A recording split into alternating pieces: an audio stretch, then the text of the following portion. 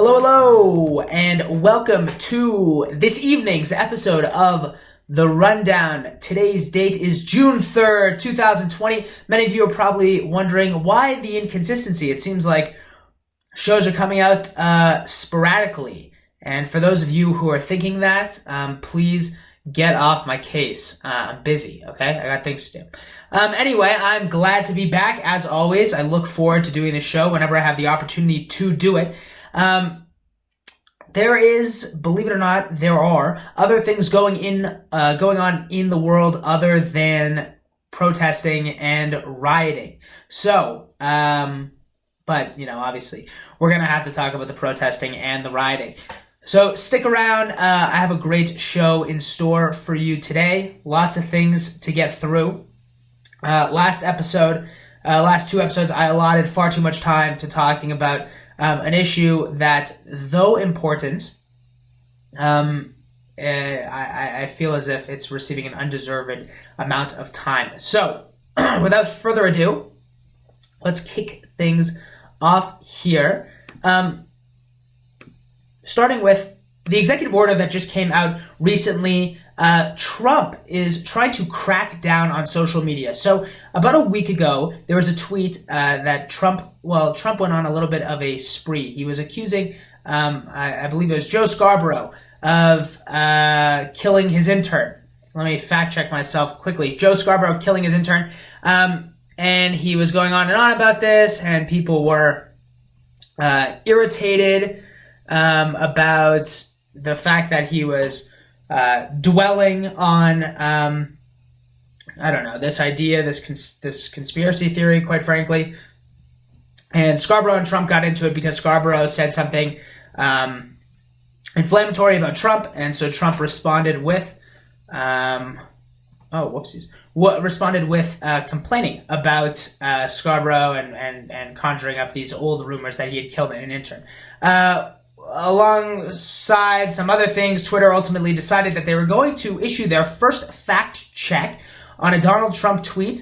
They don't normally do this, but Trump put out a tweet about voter fraud, and Twitter took the opportunity to address this.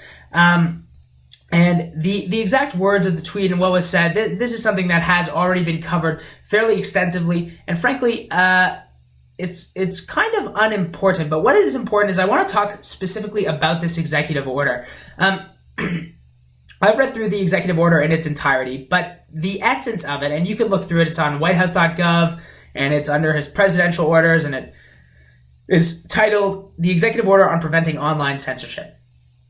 So essentially, Trump's issue with social media companies is that he believes that social media companies create what is known as a public square, and a social media company censoring what people are and are not able to say on whatever basis is a violation of the First Amendment. Now, the very interesting thing here is that Republicans, conservatives in general, they're actually not all singing to the same tune when it comes to social media companies and the company's ability to make decisions about how they will operate.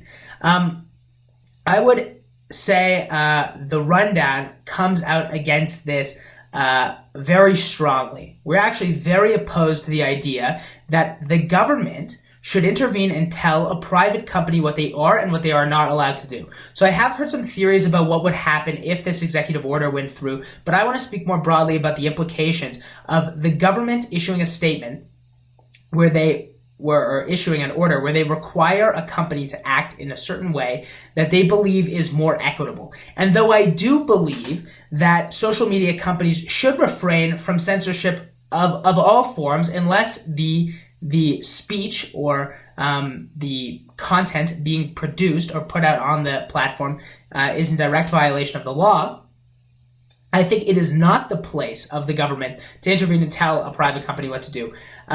The argument that this is a public square, though a good argument, there are other platforms and are other methodologies for people to convey their messages. When we look at a very famous Supreme Court case involving the Colorado baker, we had a baker in Colorado. He refused to make a cake, a personalized cake for a wedding between, I believe it was two men. The point is that the left came down very hard on him, saying that he actually does not have the ability to discriminate or refuse service. Now, conversely, on the other side of this topic, the left is totally okay with social media refusing service, essentially, to conservative ideologies. That shows maybe a broader flaw about the ideological positioning of certain people, right? Because if your contention is that a business should have to act in the interests of the people because it's consumed publicly, then the left should maintain, or those who initially maintained that the baker should be required to bake a cake for a homosexual wedding, should also maintain that a conservative should be allowed to speak their piece on a social media platform. That's not actually what we're hearing from a lot of proponents or a lot of people who came out against the baker. Rather, what we're hearing is that social media companies are right for censoring conservative ideologies, and the baker is wrong for preserving his own ideologies. So this comes down to a much broader flaw and something that we're seeing more and more of, especially today. And this ties in actually very nicely with the rioting going on and the case being made by the people who are coming out, not so much in support of George Floyd, but more, I don't know who is coming out against George Floyd. I guess they're coming out in support of some broader message, that being America is evil. And we'll get to that a little bit later. But the point that I'm making here is a very simple one. If we're going to say, as a group of people, if we're going to stand on the ideological ground that a business is able to make decisions, regardless of whether those decisions are fair or even good business decisions. I covered, as some of you may remember if you've been longtime watchers of the show, I actually did cover the case with the Colorado baker. And I said I thought it was a poor business decision. I don't see how coming out and making a decision not to serve certain people in a community is a good business decision. But a business decision that you should be allowed to make in the United States of America. You actually do not... you have the right to run your business how you want. You should maintain that right.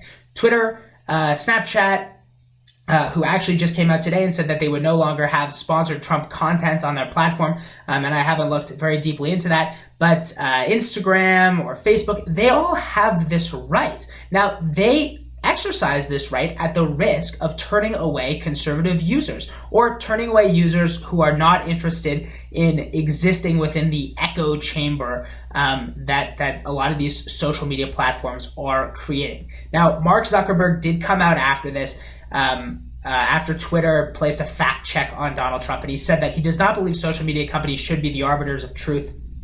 I strongly agree with that. I really like the idea of an open forum for people to speak freely and express their views. I myself have actually received bans from YouTube, Instagram, Twitter. Facebook has censored some of my posts. And I, as many of you know, I rarely say anything inflammatory. But I certainly, actually, I guess, I certainly never say anything that is by any means illegal. You know, I make some offhanded conservative jokes and people get offended. So with that, I think this is an important thing to discuss. I think it's important to recognize the importance of sticking strong to our ideologies, even when it doesn't serve our purpose. Some people might remember when I believe it was the ACLU came out in support of the KKK's right to have a demonstration in DC. And when you think about that, it's very precarious because that sort of situation is very uncomfortable. For myself, as someone who doesn't like the KKK, for a variety of reasons, but one of them, the most obvious, is that they don't like the Jews, a category that I fall into. I actually have to support their right to demonstrate or to speak out and espouse their racist epithets, because I want to maintain my right to speak out when I see that there is something that I disagree with, even if I fall into the category that is considered unpopular. So that being said, these social media companies want to handle their business in this way. I disagree with, obviously, the business decision. I disagree with maybe the ethical decision. But from the perspective of should the government tell these businesses how to operate, I wholeheartedly stand by saying they should not. They certainly should not. And I'm a small government guy, always have been. And people should start to realize how important that is, and maybe you should maybe start listening to me, because I've been talking about small government for a while. But before we get to that, Joe Biden, he's running for president. If you didn't know that, don't feel bad. I don't think he knows it either. But during the course of the campaign, many of you know that the discussion, well, I guess many of you probably don't realize, the campaign is still going on despite the fact that no one's talking about Joe Biden. I haven't heard anything about Joe Biden. I haven't heard anything about the campaign. A lot about a lot of things, but not a lot about the campaign. Joe Biden does have to pick a running mate. He has already basically implied that it's only going to be a female running mate, but with what recently took place with George Floyd, Amy Klobuchar, who I believe, well, I guess she comes from, I think Klobuchar is she from Minnesota maybe? Anyway, she's slipping in the ranks, and we're hearing more and more about this new pick. It's either the woman portrayed on the left, Val Demings, or Kamala Harris. So these are the two top contenders. There's actually a betting website where you can place money on who is going to be selected as Joe Biden's vice president. I'm sure you could, it's a political betting site. You could place bets on all sorts of things. Not really my speed, but the bookies usually know what they're talking about. So looking at the bookies, they've actually moved Val all the way up in the rankings to the number 2 most likely pick. And so a little bit about Val. And Val's actually, this is a good strategic pick. And I have an article here talking a little bit about Val Demings, and I won't dive too deeply into it, but she does have a history in law enforcement. She's a 63-year-old former law enforcement officer. She was the chief of police in Orlando, Florida for 4 years. Now she's in politics. She's a representative in Florida, and that does have a lot of good things that come with it. Obviously, getting somebody from Florida. Florida is kind of one of those swing states.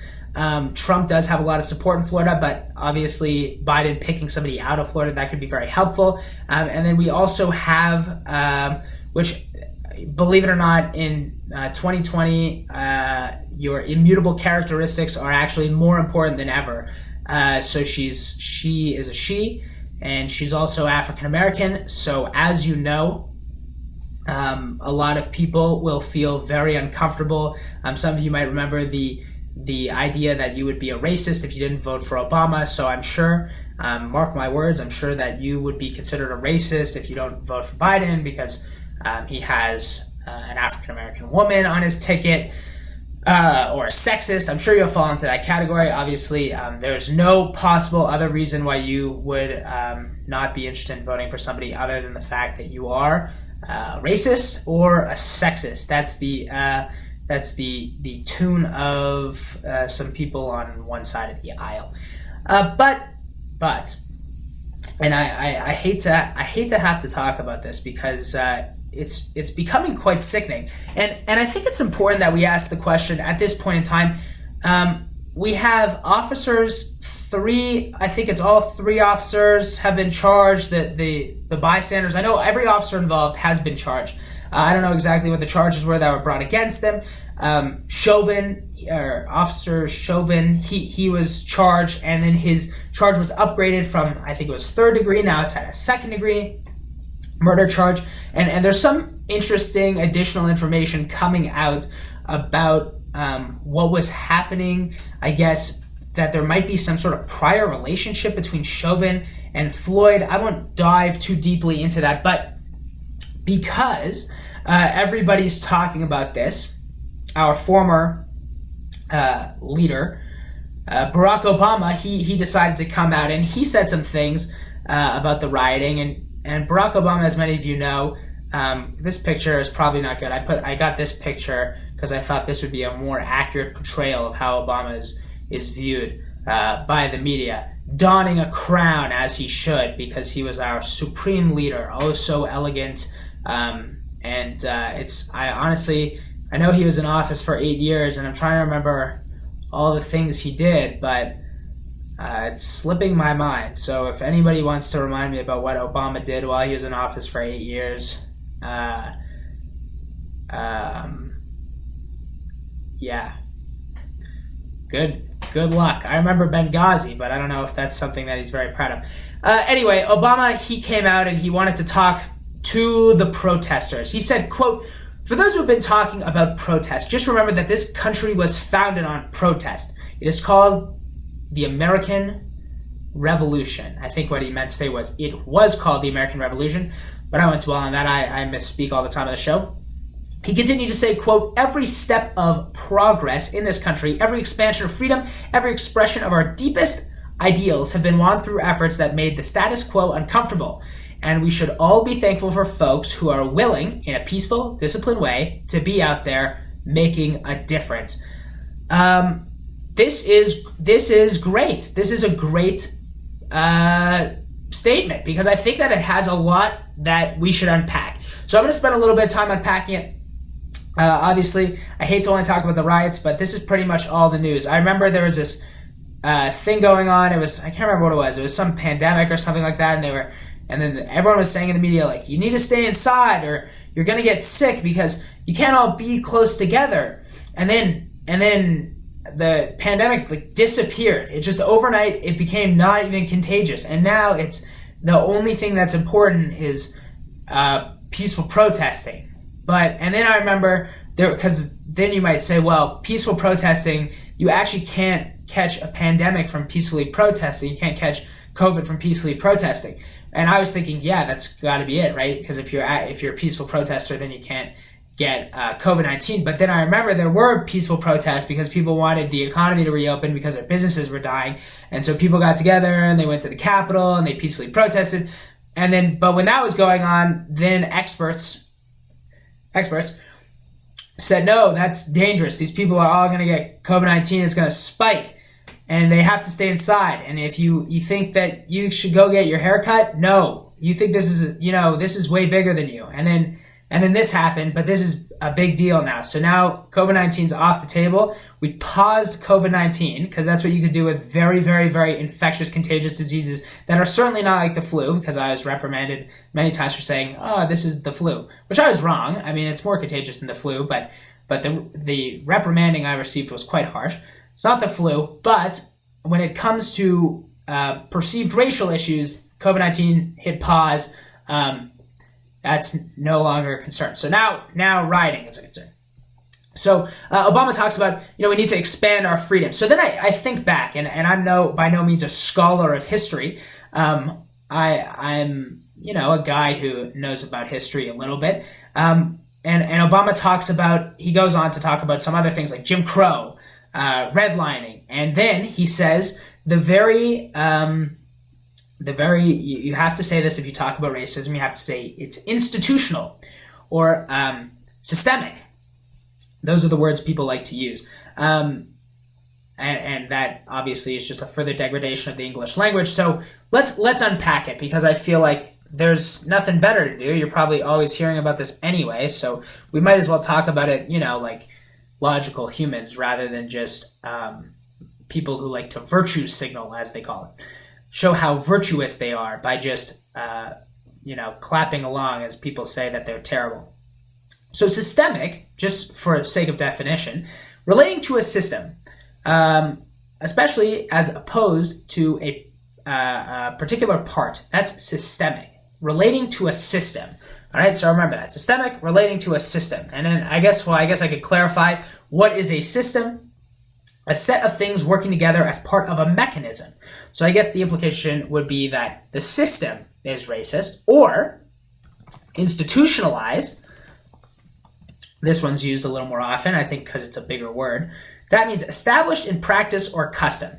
So the suggestion that Obama is making, and remember, he was president for 8 years, so I don't know why he didn't get rid of all this quote-unquote institutional racism, the part of the institution.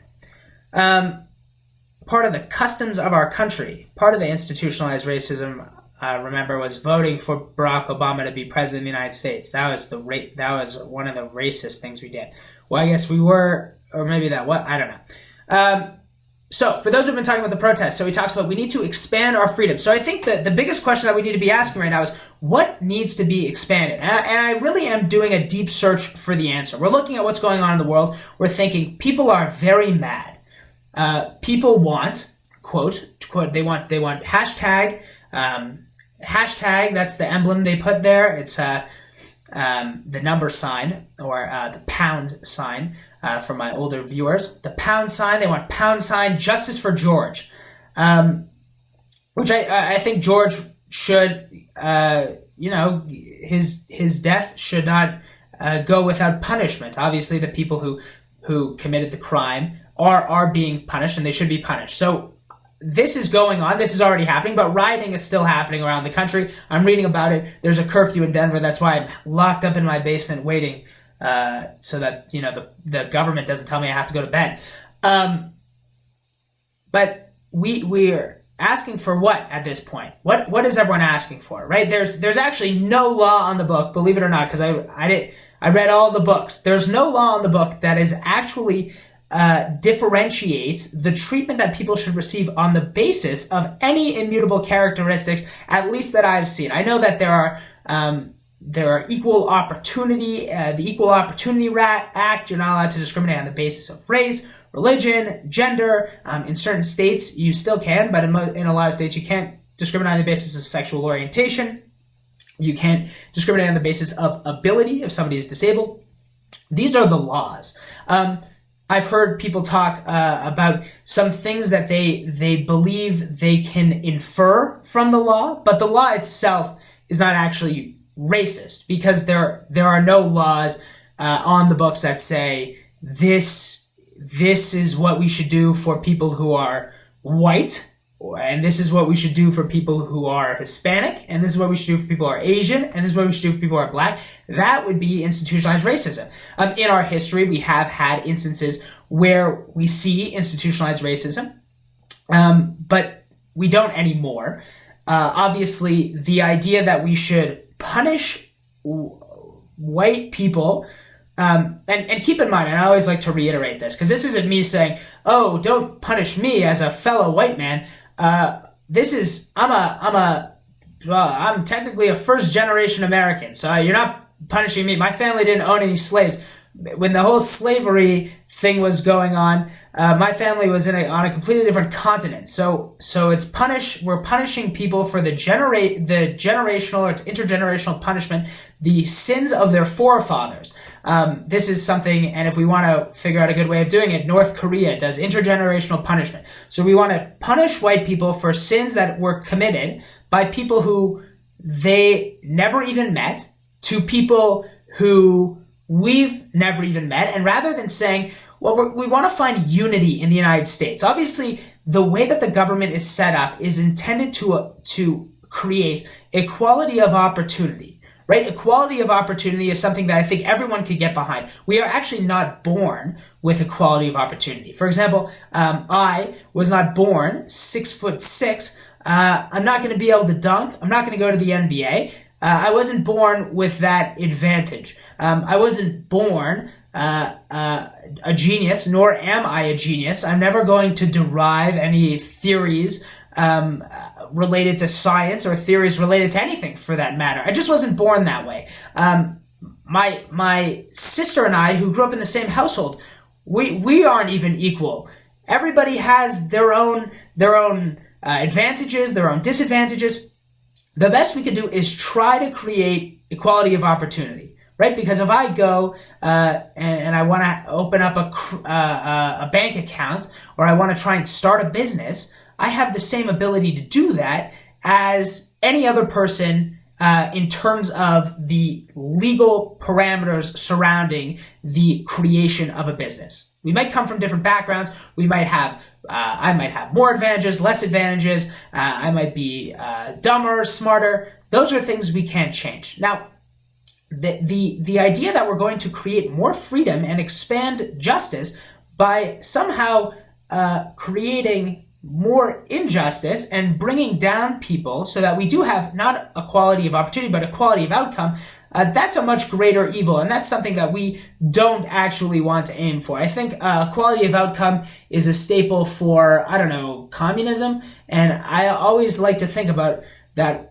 one example where communism worked, and then I rack my mind for it, and I always forget it because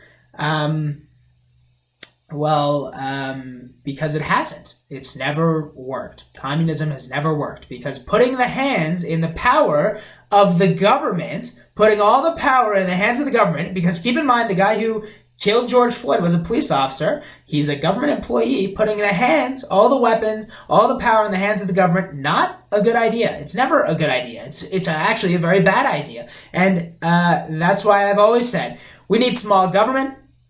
We shouldn't push for expanded government because you don't want to allocate all of the power to the few. You rather give the power to the masses. And this whole idea that there's some group of people rioting and they're fighting against the majority who is in favor of racism, it's absurd. It is absolutely absurd. One, you can't even legislate racism. And two, who is this whole group of people who think Black lives don't matter? I mean, the organization itself is absurd. They advocate for tax policy. The organization actually advocates for income tax policy. They're busy telling us Black Lives Matter, a statement that I don't think anybody's ever disputed. And they're supposedly a single policy organization that advocates for the boycott, divest, and sanction of the state of Israel, of course, because that relates to Black Lives Mattering. They advocate for the right for undocumented citizens to vote.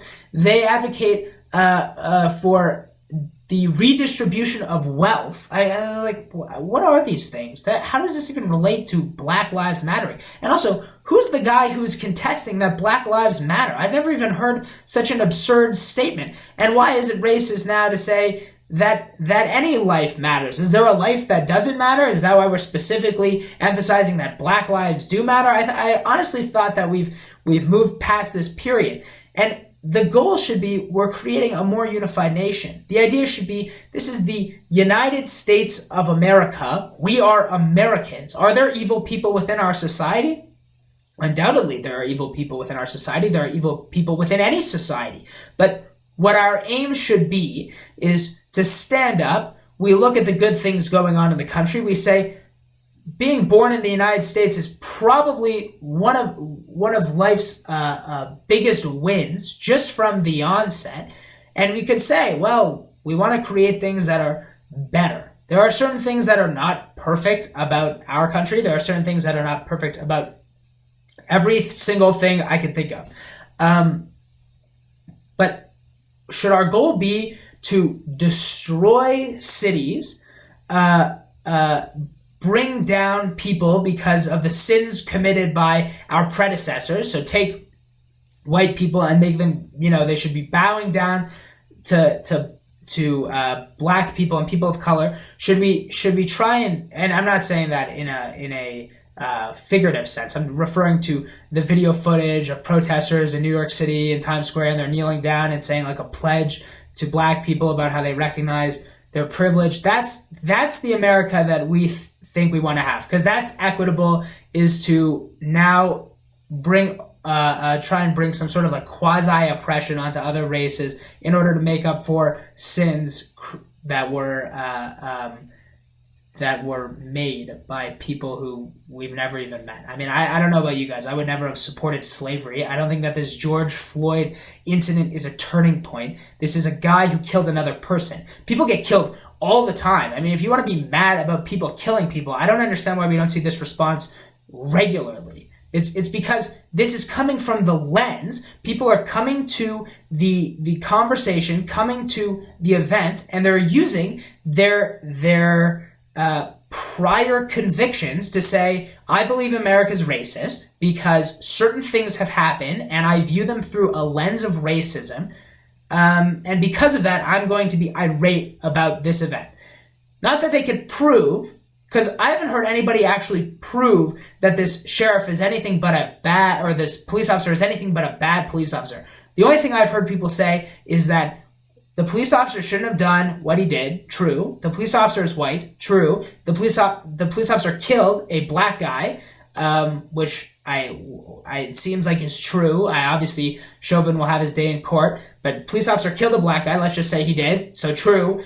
George Floyd was black. True. Therefore, Chauvin is a racist. And it's like, okay, pump the brakes. I don't understand how we're arriving at that conclusion. It's actually a non sequitur. Just because a white guy does something wrong to a black guy, it actually doesn't mean that the white guy did it because he was racially motivated.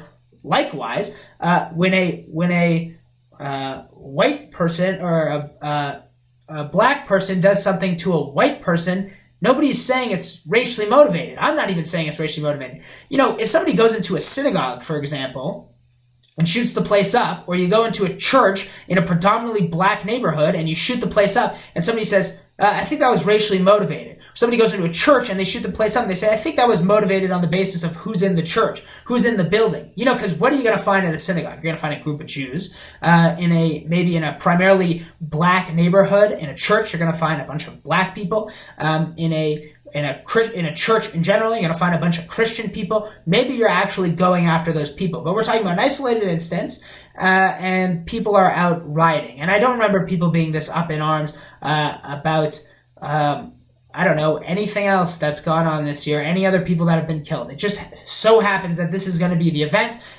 It's trendy. In the same way that music becomes popular, this trend has now become popular. But I challenge you, seriously ask people, why is this not the premise upon which people say we need less government in our lives? Oh my goodness. I mean, the government who is in charge, because a lot of these people who are out protesting and rioting, they don't support the current administration. That's fine. They don't support the current administration. They can at least recognize, because this was considered kind of a blind side that Trump was able to get into office. So they can recognize that they can't actually predict who's going to be elected. They can recognize they don't like the guy who's currently in office. And with all of those things, don't you think that the next logical step would be saying the government needs less power? The government actually needs way less power. The government shouldn't be deciding if the economy is closed. The government shouldn't be deciding if businesses are closed. The government shouldn't be deciding if I should own a gun to protect myself. I mean, God forbid, what if a police officer, an unruly police officer, barges into your house in the middle of the night and tries to kill you? A police officer, he's not above the law, and they shouldn't be. Well, don't you think you should have some form of protection when the government turns against you? Don't you think you should be able to say, the government doesn't need to wield all this power? So the question you should be asking people at this point in time is, you know what? I'm with you. The government does do things really badly. And when I sit here and I think about, and this is the third time in the show, I'm going to think about something that doesn't exist. All the good things that the government have done. What have we thought about in the show of things that have existed? All the good things Obama's done. All the good things that have come from communism. And all the good things that the government have done. I'm comfortable with saying, for all three of those things, I'm drawing complete blanks. I don't know what the government does. I don't know. We have roadways. Everyone likes to say, well, we have roadways. We probably wouldn't have roadways. I don't know. I would actually say maybe we would have roadways if the government didn't intervene, because people would need roads. They'd have to get places. And so the people would assemble and they'd figure out a way to get from point A to point B. I have a lot of faith in people. I don't have a lot of faith in people who have a lot of power, though, especially power that is artificially handed to them by some notion that we're propping them up. And all of a sudden they're in government or they're a police officer and they have tons of power. I generally believe that police officers are good people. I know people who are not only active police officers, I know people who are training to be police officers, and I would say these are all good people, well-intentioned. They're trying to serve their communities. That's totally wonderful, and that's amazing, and we need more people like that. But if you want to be a serious person, you honestly want to say, oh, I want change, why don't you start calling for things that are real, right? You can't say to somebody, oh, you shouldn't be racist. I mean, you could say it. You certainly can't legislate. You can't legislate anyone's mind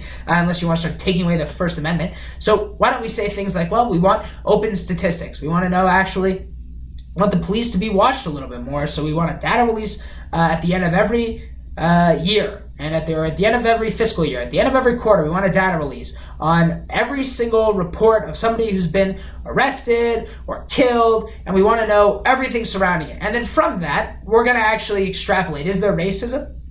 Because I guarantee you that in and of itself putting police officers and law enforcement under the scope where or under the public eye where they have to answer for why they did certain things, that in and of itself is going to curb any sort of police brutality. But there are legitimate reasons why the police have to use force, and there are illegitimate reasons why the police have to use force. There are also legitimate reasons to say why we need the government, and there's also legitimate reasons to say why the government should be diminished. So I guess after all of this, how long is it going to be before we start hearing, is it really better if we have a big government and the person in charge is just somebody that you like? I mean, think about how short-sighted that is. Even if Biden gets elected and Biden does the best job in the world, I mean, first of all, his mind is only going to be good for probably 4 months of his term anyway. But let's say he's, God willing, his mental faculties are somehow maintained during 8 years. That's great. After those 8 years, the next person in office is not going to be Joe Biden. It just cannot lawfully be him. You might really like the guy and you might think he's going to do a good job, but you don't want to just expand the powers of government in anticipation of every single person being elected doing a good job. Because guess what? You could get another guy just like Trump and people are going to hate him. So why are we fighting to expand the powers of the government? I don't understand. This whole podcast now, this whole episode's about expanding the powers of the government. Anyway, I have this picture of Drew Brees up. You guys are probably wondering, who's Drew Brees?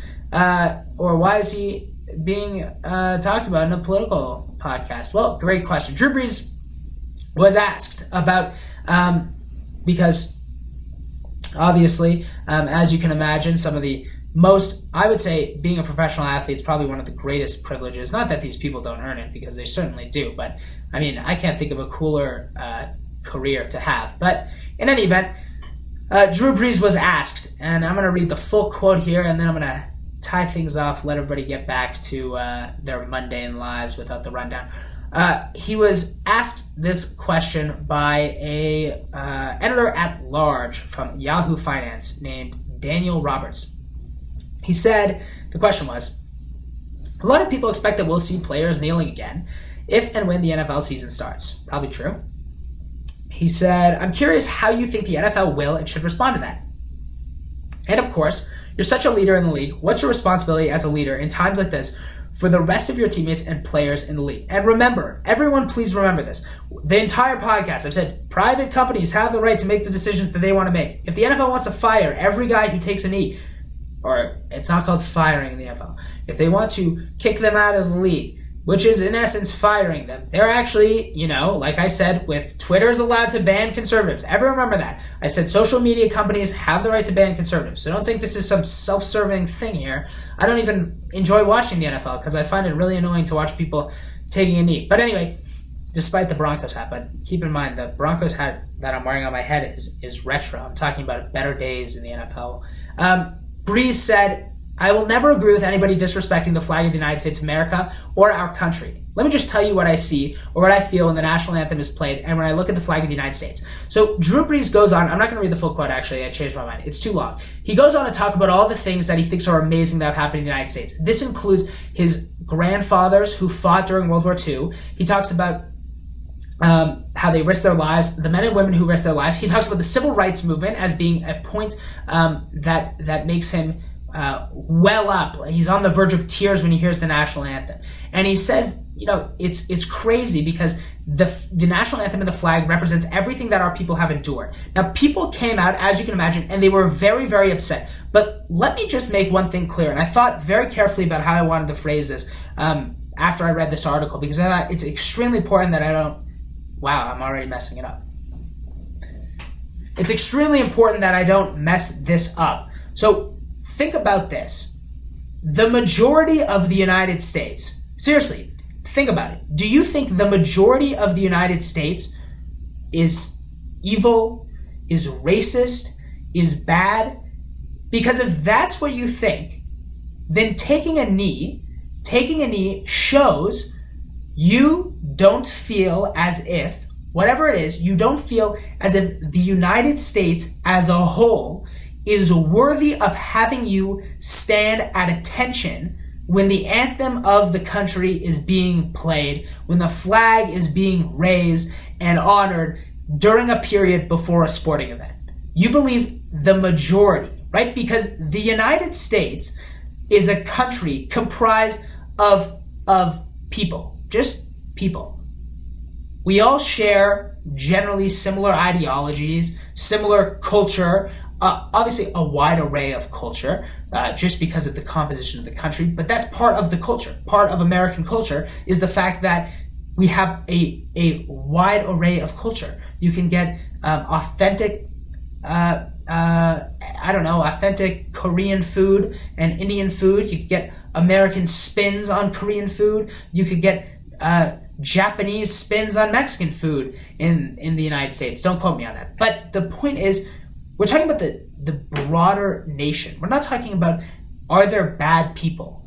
So everyone likes to say, well, Colin Kaepernick, don't you read why he said he was kneeling? He was kneeling because of the way that black people are treated in society. So the implication is that overwhelmingly, black people are mistreated in society. That the majority, that it's an us versus them mentality. There's no them. This is the United States of America. People risk their lives to get into this country. So when people are critical of the idea that you would take a knee, they're not mad that you would stand up to something you don't believe in. They're not mad that you're exercising your First Amendment right. They're mad that you're not saying there are bad things in this country that need to change. You're saying the country is bad, thereby saying all of the people in the country are bad. And if you're not taking a knee, you're complicit in that evil that essentially is present in the entire society. And who really believes that? Because everybody will go and look at themselves in the mirror, and they should ask themselves, am I a bad person? Am I generally a bad person? Am I a racist person? Do I not believe in freedom? Do I not believe that just like I have the freedom to say what I want to say, that you, whoever you are, have the freedom to say what you want to say? Think about that. And if you come to the conclusion that, yeah, I am a bad person, and if everybody watching and everybody who tells their friends about, doing the same thing in their family, and they say, yeah, think about it. Are you a bad person? Or just do it on behalf of all these people. Think about all the people you know. Think about, are they bad people? Are they racist people? Are these American people just generally bad people? Because we have nations or we have groups that are generally bad, right? Everyone can agree, oh, the Nazis were bad. When the Nazi flag goes up, that stands for something that was bad, right? Bad is an understatement, of course. It's simple, just as simple as the concept of kneeling when the American flag goes up. But you think about that. The American flag, is it bad? Think about some of the things that the Americans have done, right? Think about the opportunities that people have in the United States of America. Think about in certain communities where you could be killed for being a homosexual. You could be killed for being a woman who doesn't act in accordance with what essentially her owner, because in a lot of places women are still treated like property, what her owner, the man in her life, tells her what to do. Think about all those places and you think, is America really bad? That's something that you really have to come to on your own. I personally, I don't think America is generally bad. I know plenty of people who live in this country, who work in this country, who are born into this country, who are educated in this country, who have grown up defending this country, and they're generally good people. They generally care about freedom. They defend things like your rights to do whatever you want to do. They're your rights. They're not my rights. I have my own rights. You have your rights. They're the same rights, but they're vague. They're purposely vague. They purposefully allow for us to be different. These are inherently good things. And it's something that more people need to think about. So Drew Brees is being dragged through the mud by so many people in the NFL who say he's so ignorant. He's so ignorant. He's so ignorant. He's so ignorant to say, well, yeah, America has done some things we shouldn't do. And frankly, hindsight's 2020. I've done some things that I shouldn't have done.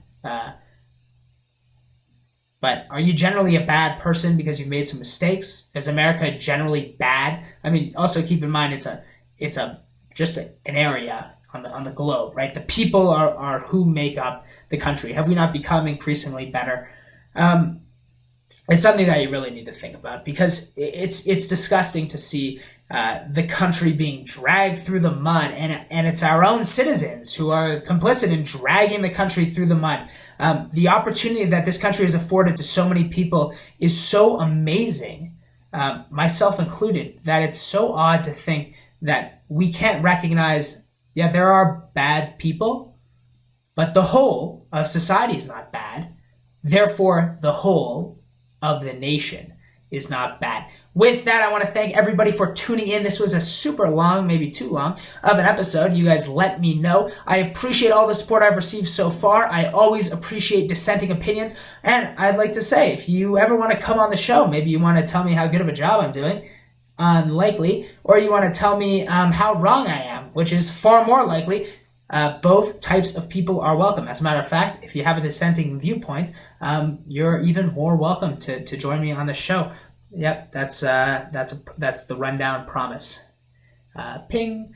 Okay, so have a good rest of your evening, good rest of your day. Whenever you happen to watch this show, please feel free to reach out, questions, comments.